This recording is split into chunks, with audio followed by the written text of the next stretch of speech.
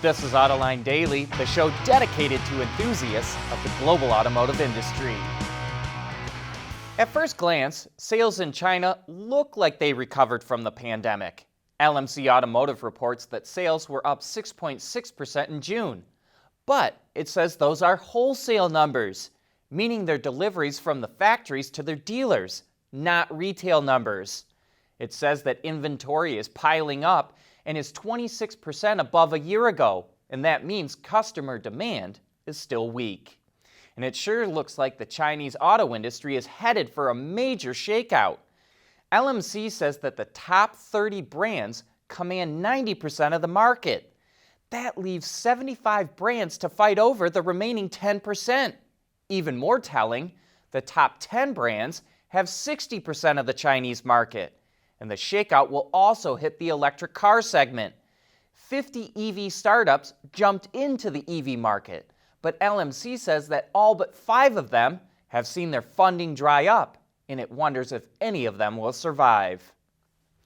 Russia has a reputation for being a nation of heavy drinkers, and with that comes drunk drivers. But now the government is considering a mandate to equip all cars with breathalyzers to help curb drunk driving. Around 17,000 Russians were killed in traffic accidents last year, and a large number of those were caused by drunk drivers. Russia is hoping to have a plan by the end of the year, but past attempts to require alcohol interlocks or breathalyzers have been unsuccessful. Car makers in the country are likely to oppose the new rule as well, because it will add cost to vehicles, which could hurt sales.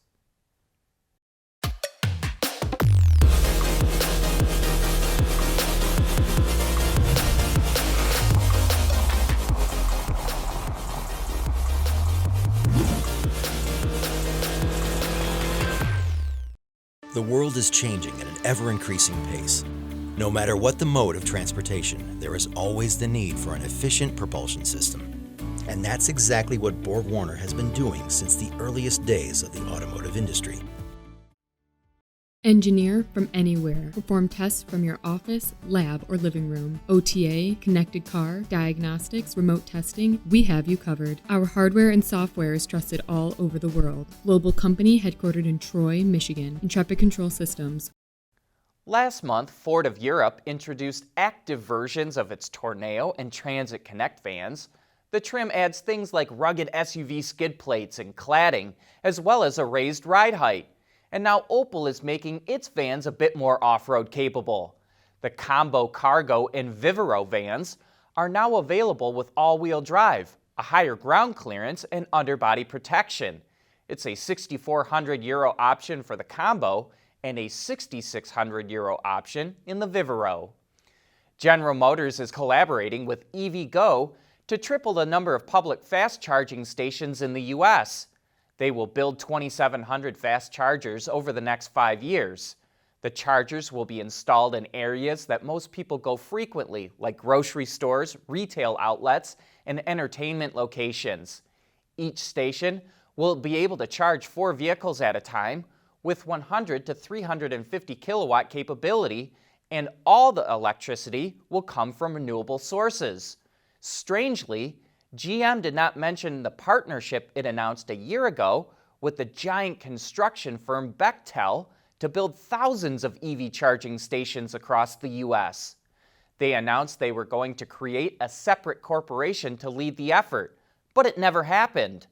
Autoline contacted GM to find out what's going on, and we were told that GM and Bechtel, quote, continue to explore opportunities.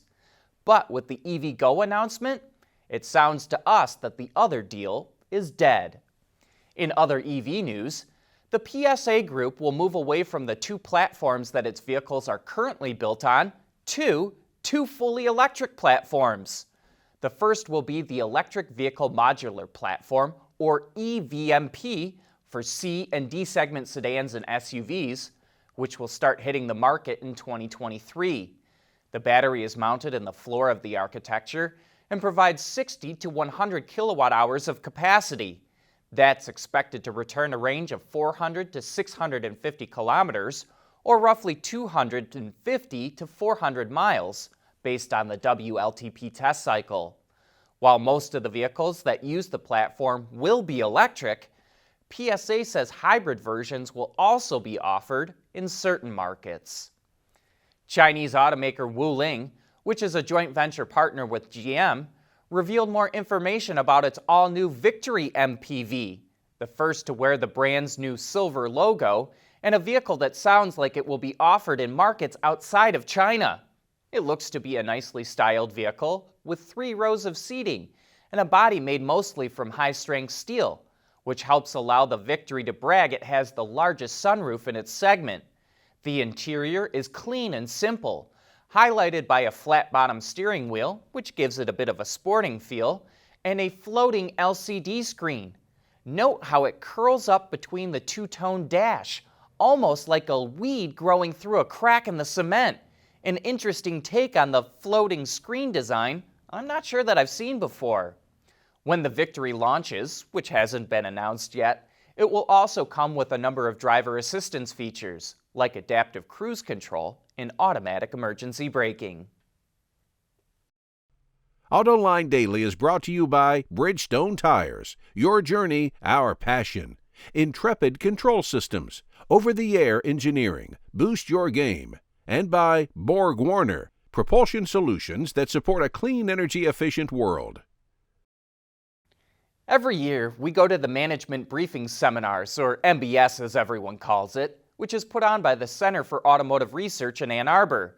But because of the COVID pandemic, this year MBS is going virtual, and so will our coverage of the conference. We'll be providing condensed wrap-ups that hit the highlights of what was discussed. We call them the Cliff Notes of the conference, and we'll start posting them tomorrow afternoon so you can learn what the industry experts are talking about.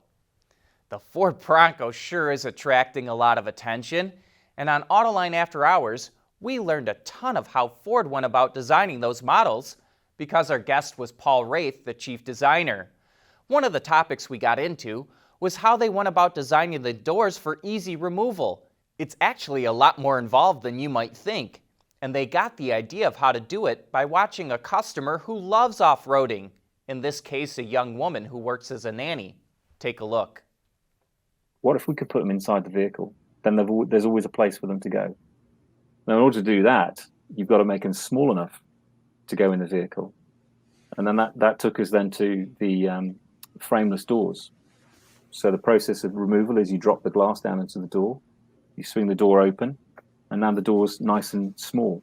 There's a few things we've got to do there. We've got to make the door really slim. So coming back to that comment about putting sniffness into the metal using the design, but also some real efficiencies in how we engineered the doors out. But then, you know, she's not a huge person, so how's she going to go and do this? So we need to carry the weight of the door. First of all, make the door as light as possible, so it's alloy, it's light as we can make it. But then we need to put the right contact points onto the door. We need to make sure that the removal process of the door is really easy. So it's like one tool.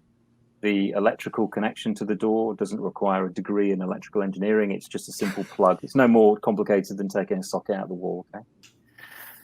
The check arm doesn't require a second process to remove because the check arm or the check is built into the door. So that just comes straight off with it. So it's a real simple process. And then the bags came in as a means of not only protecting the door when they're being handled, because we saw lots of scratched up doors from other manufacturers, but also as a way of shouldering the weight of the door and making it easy to manhandle around. So because you can lift it with your hands, but if you can support it equally on your shoulder as well, that makes a much more easy process. So that's one end of that whole kind of process. But the other side of it is, in order to make the doors small enough, we needed to take the mirrors off them, and we needed to put the mirrors onto the body.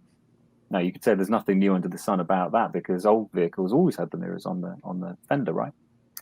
But they didn't have to deal with the legislation that we had to have to deal with.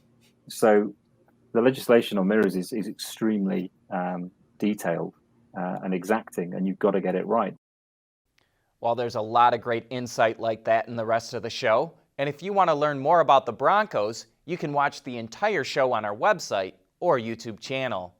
And then be sure to watch this week's Autoline After Hours, when our guest will be Mark Del Rosso, the CEO for Genesis in North America.